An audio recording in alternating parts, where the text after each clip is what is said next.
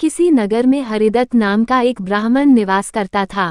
उसकी खेती साधारण ही थी, अतः अधिकांश समय वह खाली ही रहता था।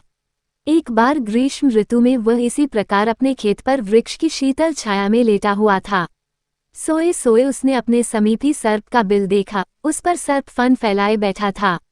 उसको देखकर वह ब्राह्मण विचार करने लगा कि हो न हो, यही मेरे क्षेत्र का देवता है। मैंने कभी इसकी पूजा नहीं की, अतः मैं आज अवश्य इसकी पूजा करूंगा।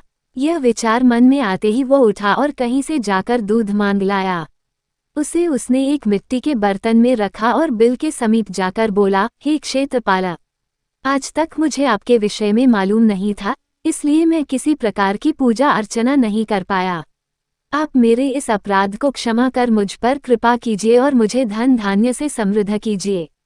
इस प्रकार प्रार्थना करके उसने उस दूध को वहीं पर रख दिया और फिर अपने घर को लौट गया। दूसरे दिन प्रातःकाल जब वह अपने खेत पर आया तो सर्वप्रथम उसी स्थान पर गया।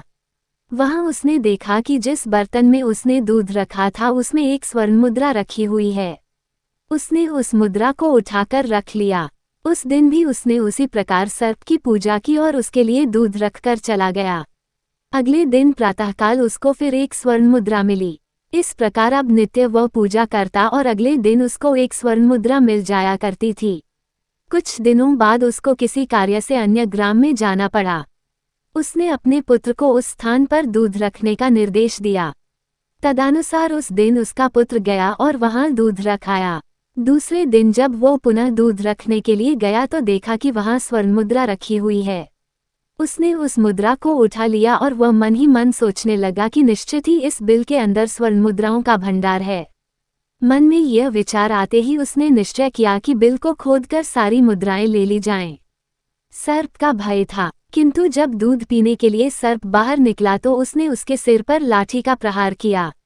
इससे सर्प तो मरा नहीं और इस प्रकार से क्रुद्ध होकर उसने ब्राह्मण पुत्र को अपने विष भरे दांतों से काटा कि उसकी तत्काल मृत्यु हो गई। उसके संबंधियों ने उस लड़के को वहीं उसी खेत पर जला दिया। कहा भी जाता है, लालच का फल कभी मीठा नहीं होता है। सीख, लालच बुरी बला है।